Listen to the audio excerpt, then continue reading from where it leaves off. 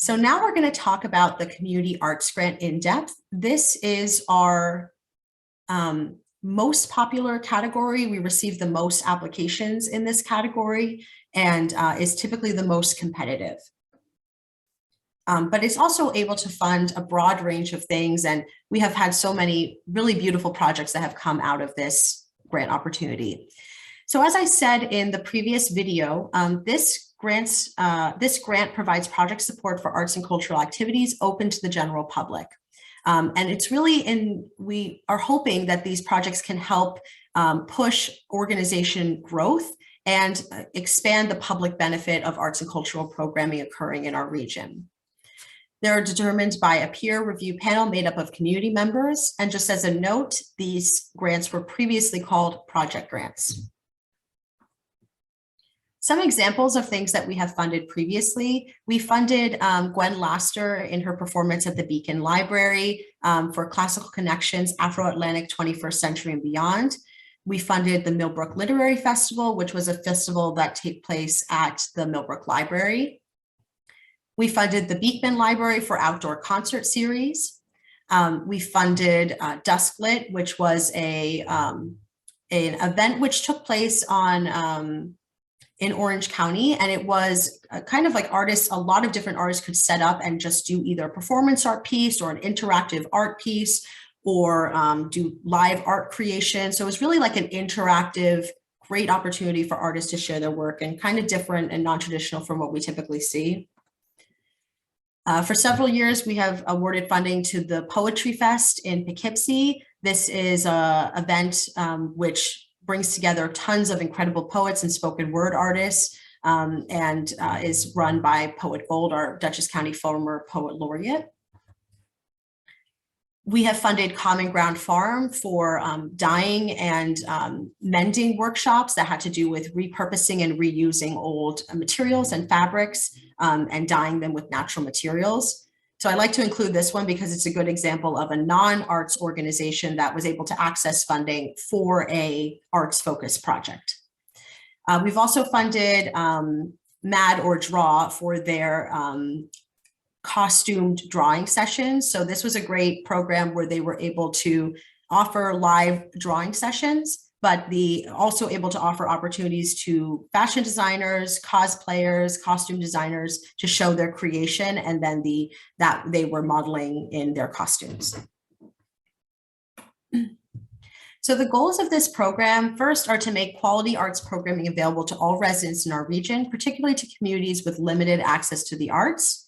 We're trying to assist emerging arts organizations, individual artists, and grassroots groups to provide their arts and cultural events. And we're interested in supporting the cultural expression of our area's diverse communities and support Black, Indigenous, Latino people and other people of color, LGBTQIA, disabled artists, and support arts and cultural organizers from those groups who are leading this work. So at Arts Mid-Hudson, we really believe that every individual is the best representative of their own community. So we really like to see and support if an organization is trying to reach out to a specific audience, that they're elevating somebody who represents that community to a leadership or decision-making role within the course of the project. These goals are things that we are trying to achieve at Arts Mid-Hudson as a whole, and our panel is interested in achieving as a whole. No one project can answer or achieve all of these goals. What I would like each applicant to really focus on is these funding priorities, which are specifics that we identify that would be priority for funding if an application met one of these priorities listed here. So if you're looking at these and you can really say, we are definitely doing this funding priority, it's a good thing to reference it in your application and show that you are aware of what the program's trying to achieve and you are actually going to be meeting one of those funding priorities. So the first is new programming in our region or projects initiated by new applicants, program support for arts organizations, small or grassroots organizations, and artist-initiated projects. Support for arts and cultural programming of organizations or grassroots groups led by Black, Latina, Indigenous, Asian, people of color, LGBTQIA, and or disabled arts workers, as well as hiring and paying artists who are a part of those groups. programming which engages underserved populations and which demonstrates a strong, well-considered community outreach and promotion plan to reach those constituencies. And then some specific mediums that we see fewer applications for are dance, film, video, media arts, writing, poetry, performance art, or other emerging art forms. So when we see applications that are within those mediums, they may receive priority for funding.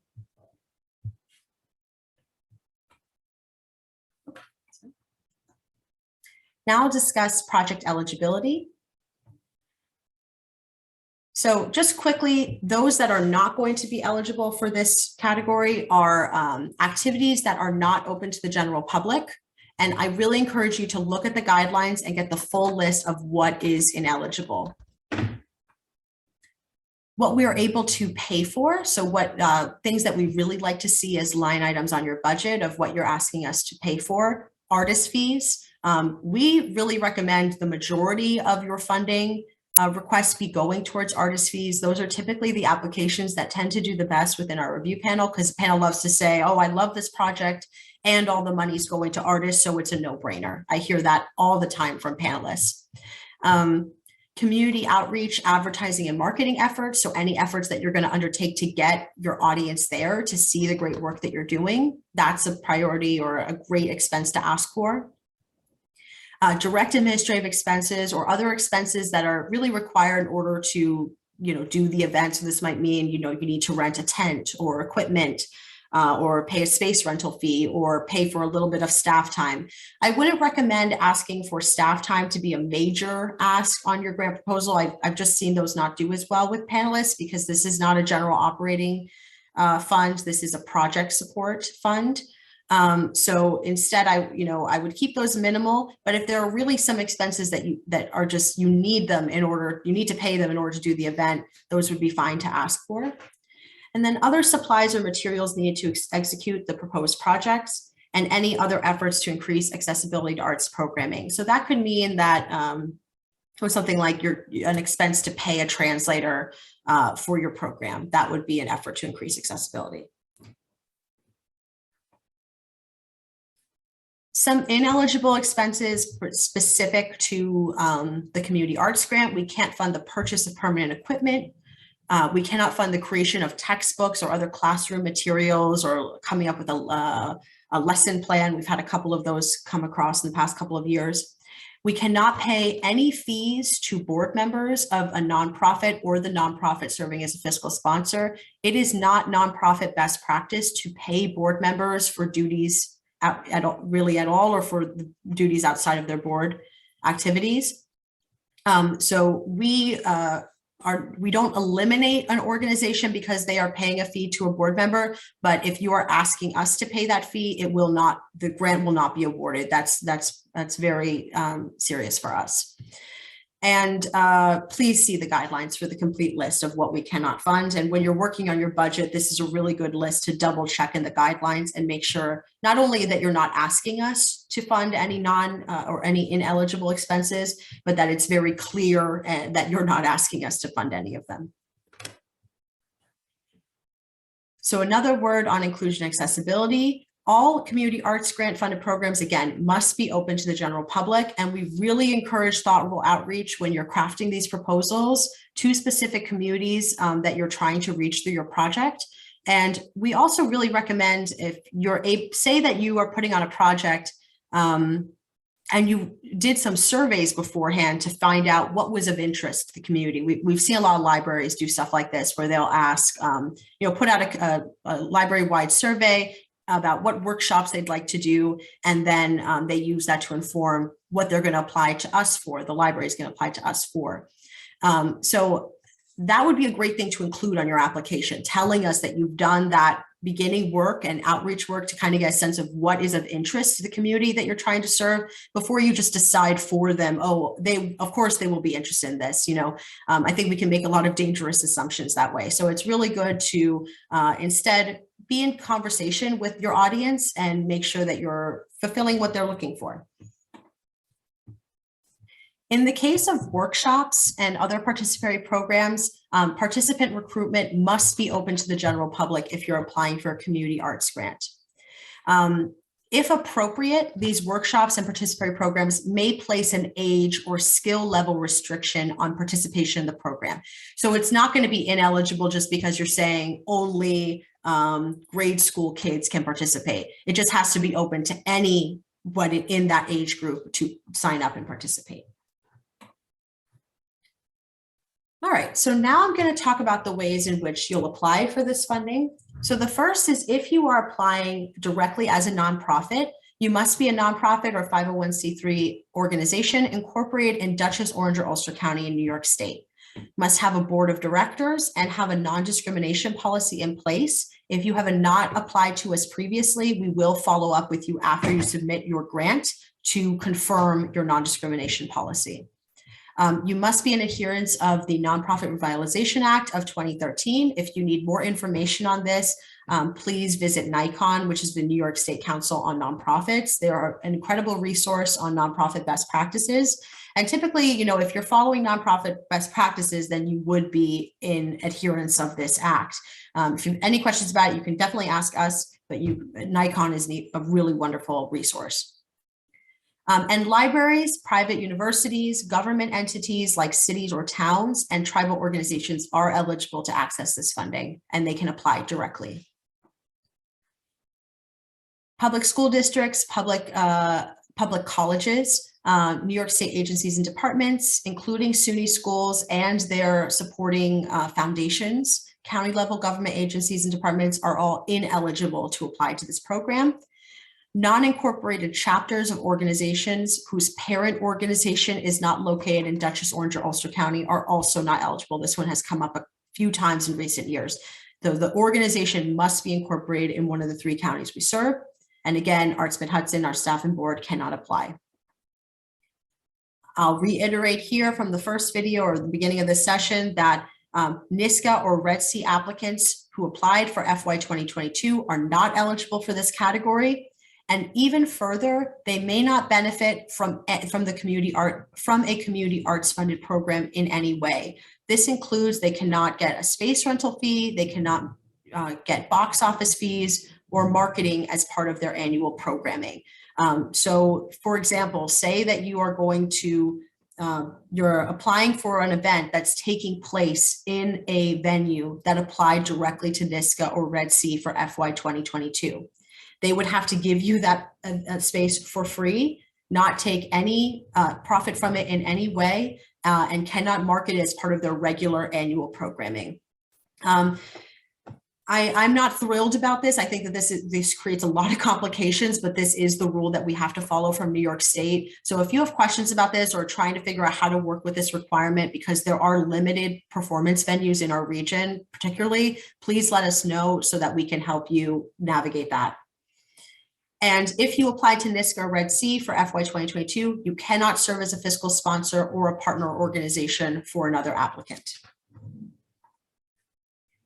If you're a nonprofit applying directly, we'll be asking you to include a staff list, a board list, a financial statement, which shows both income and expenses for your most recent fiscal year, and proof of nonprofit status. Please see the guidelines for the acceptable proof of nonprofit status. There are only a few that we can accept, and they're very specific. And I'll just add in here as a note, if you're a nonprofit organization, please make sure that you have filed a CHAR 500 for that you're up to date with that. And if you think that you're not eligible or that you're not required to submit a CHAR 500, give us a call or give NICON a call. But basically, if you are seeking funding from the public, you are required to file a CHAR 500. And by applying to this program, you are seeking funding from the public. You're seeking taxpayer money, which is what makes up this grant. So please make sure you're up to date with that, the CHAR 500. Nonprofits who apply directly may also serve as a fiscal sponsor or community partner for unlimited projects. So if a nonprofit is applying for $5,000 for their project, they can also serve as a fiscal sponsor for 1 or 2 or 3 other individuals who may also be asking for $5,000 each. If you're concerned about this, or if you're an individual trying to work with a fiscal sponsor or community partner and they're concerned about this, happy to get on the phone with all of you or answer a response by email explaining this eligibility component. All right, So now I'll talk about how you can apply as an individual or an unincorporated group. So first of all, an individual applicant or unincorporated groups are really encouraged to apply to this grant opportunity. And typically I've seen those applications do quite well within the past couple of years. Individual applicants or contact persons for the unincorporated group must be at least 18 years of age at the time of submission and may not be enrolled in a full-time degree program and must live in and have a legal address in Dutchess, Orange, or Ulster County. If you're applying as an individual or an unincorporated group, there are three ways that you can apply. All of them will ultimately involve working with a nonprofit. And before I get into these options, I just want to remind you that we offer them to accommodate a variety of situations. I'll explain what that all is. So individual applicants must work with either a nonprofit that's either serving as their fiscal sponsor or their community partner. Individual applicants may designate a nonprofit they will work with prior to applying, or Arts Mid-Hudson will pair them with a nonprofit who will act as their community partner in the project if they are awarded funding. This is new for this year, and it's something that we're carrying over from the Jumpstart grant. So if you applied for Jumpstart, it's the same situation here for the Community Arts Grant. Basically, what this means is that if you're an individual or an unincorporated group and you are not able to find a community partner or a fiscal sponsor before applying, you can apply alone. And if the panel is interested in funding the project, we will pair you with a nonprofit to serve as your community partner after you are selected to receive funds. Any nonprofit that's serving as a community partner or a fiscal sponsor must meet all the same eligibility requirements that we talked about before for those that are applying, for nonprofits that are applying directly. So now I'm going to get into the key differences between community partner and fiscal sponsorship. The main difference is who is the legal applicant, where Arts Mid-Hudson would send a check if you are awarded funds. In the case of community partnership, the individual applicant or a contact person designated for the unincorporated group is the legal applicant. So that is who would execute the contract, who would be responsible for reporting, and who we would send the check directly to. The community partner must be incorporated in the applicant. So that's who the individual must be. If you are seeking a community partner, and you want to apply with a community partner because you already know who they're going to be, they must be incorporated in the applicant's county of residence. And their role is to just lend appropriate support that you determine together between the individual or unincorporated group and that nonprofit community partner. And the level of support is determined by all of you together. It could be that the community partner is going to give you some space to use for the event, or they're going to lend administrative support, or they're going to help you market the event. They should be contributing something to the project, but the money is not passing through the community partner. No money is going directly to the community partner. They are simply aiding in the project and partnering with you in some way.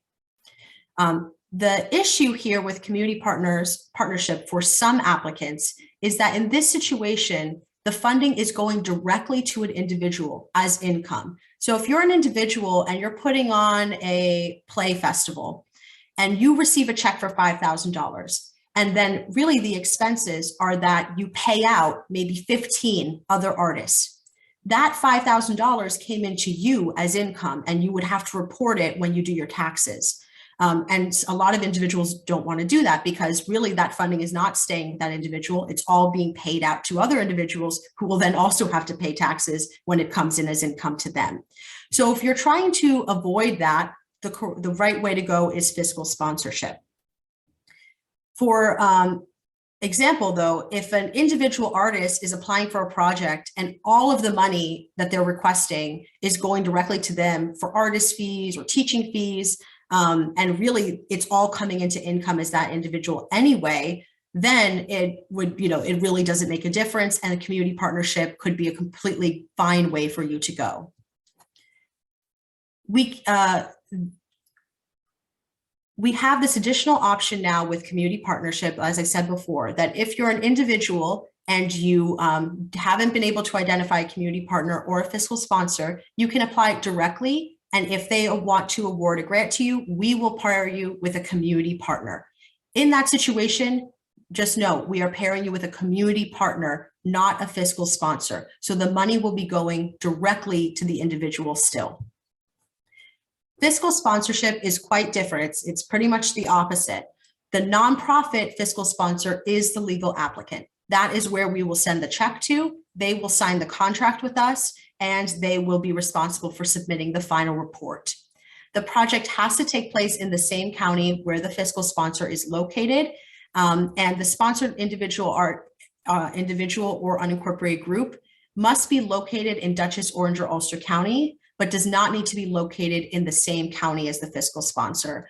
So this is a good option if you're an artist that's living in Ulster County and you want to do a project in Dutchess County. If you get a fiscal sponsor in Dutchess County, then you will be able to apply for that program. You cannot apply as an individual in Ulster County for a project taking place in another county unless you have a fiscal sponsor. The fiscal sponsor is not required to make a financial contribution to the project. That's a common misconception. And it's really, they are acting as a pass-through for the funding that is going to maybe pass the funds on to the artist or pay the expenses of the project directly so that they will not have to pay taxes on those projects because they are a nonprofit.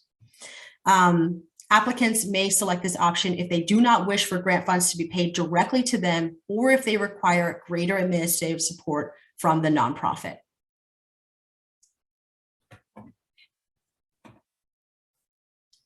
Any individuals applying directly or working with a community partner will need proof of residency that must be dated no earlier than 2021. And please see the guidelines for the specifics on what we can accept as proof of residency. And if you are applying with a community partner on the application, then we'll ask that you complete a letter of commitment, which will basically lay out what the community partner will be contributing to the project. You can use a template of this letter and it can be found on our website.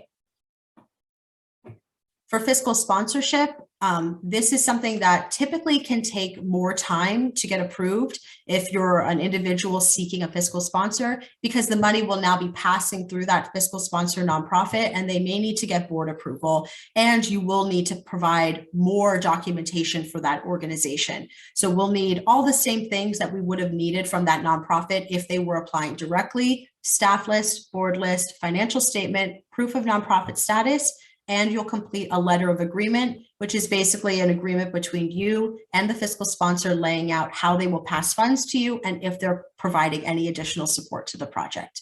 There is also a template of that on our website. Okay, so now I'm going to talk about how you can submit a grant proposal to the Community Arts Grant. So again, it is all proposals are submitted online by March 14th, 2022. You can find the direct link to the application on our website, and I will be doing additional videos where I walk through the application. You can look out for those probably next week, but just in the interest of time, I'm not going to get into it right now, but just look out for some additional videos where I'm going to basically walk you through the entire application. One thing I do want to point out is that the budget form is different this year. You no longer have to create a separate Excel budget if you've applied in previous years. The budget is embedded in the form itself. There's a table in the form itself where you can write in your budget. But a lot of the same principles apply for previous years. So we strongly encourage that you work on the narrative and the budget together and that you're checking for consistency throughout. So if you say in one place in the written portion of the application that you're going to be expecting an audience of 200 people, but then you say on the budget that you're only going to sell 50 tickets, that would be something that would confuse the panel as far as which is the accurate number. Or even worse, which we do see this often, is we do ask in a specific place what your grant request is, how much money you're asking of the program, and then make sure that that number matches your total number at the end of your budget. There is an explanation column on the table, which is a place for you to explain what you mean by, say you say artist fees, $2,000. You can explain something like, 2 artists at $1,000 each. Check the guidelines again for allowable and ineligible expenses. Please ask us to review a draft of your budget, and a helpful formula when you're just working on your budget in general and balancing any additional income that's coming into the project.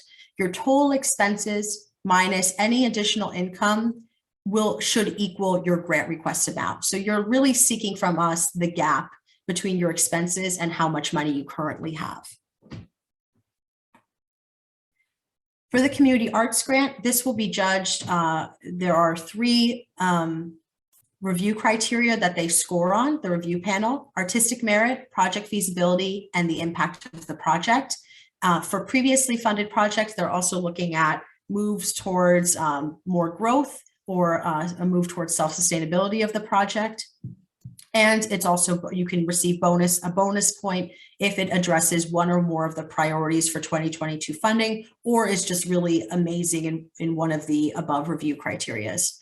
When they're judging for artistic merit, they're looking, really the best way that they can judge for artistic merit is based on the work samples you provide. So work samples are optional for the community arts grant, but are strongly, strongly recommended because they provide a lot of good background information so that they can have something to judge artistic merit off of. Project feasibility typically means, does the budget make sense? Does the timeline make sense? Is it clear what is going to happen? And does it seem likely that this project will happen in the way that is described? In your description of the project, you're welcome to talk about if there's any backup plan or further planning related to COVID-19, if you're going to need, options if you need to move to a hybrid or virtual. Some programs you might feel more comfortable providing some of that information. It's not required, but that would be something else that if you feel like what you're applying for is going to raise a lot of eyebrows in terms of safety due to the pandemic, it might be helpful to include a little bit of information there about what your backup plans are or what your safety measures are. And then impact of the project. This is really the impact on the artists involved, the community or audience that it will be serving, and that this is maybe providing an otherwise unmet need, fulfilling an otherwise unmet need to the public, providing a new kind of program or an exciting program that we haven't seen before, or just something that is going to be high quality. And I'll also note here that we've really in recent years seen a push from the panel and from NISCA to, we're not necessarily looking for projects, every single project to be serving hundreds or thousands of people. We can still see really strong and meaningful impact in a smaller scale project if the quality of the work and the quality of the experience for the participants or audience is going to be really, really high. So it's kind of balancing those two things. And if you're worried about maybe your project isn't serving a number that looks good to you on paper, reach out to us and we can talk about it and think about other ways that you can make your proposal shine. Okay, so wrapping up on the community arts grant, again, which is our most popular category, and I would imagine the one that's going to be we're going to receive the most applications for this year.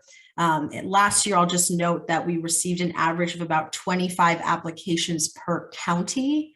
So just keep in mind that, and we have limited funds to give out. So just keep that in mind. So first steps, if you need to secure a fiscal sponsor or a community partner organization, that would be something you want to start working on right away. Recommend reviewing the online application form and the guidelines. Complete the project eligibility form that I mentioned in the previous video or earlier in this session to give us some quick information about your project so we can assess eligibility. Organize digital copies of all the required attachments. There's nothing worse than trying to get your attachments in at the last minute and they're not being accepted. So I really recommend working on that early on and taking a look at the whole application. And at any time, feel free to make an appointment with us to discuss your project or any questions that you have.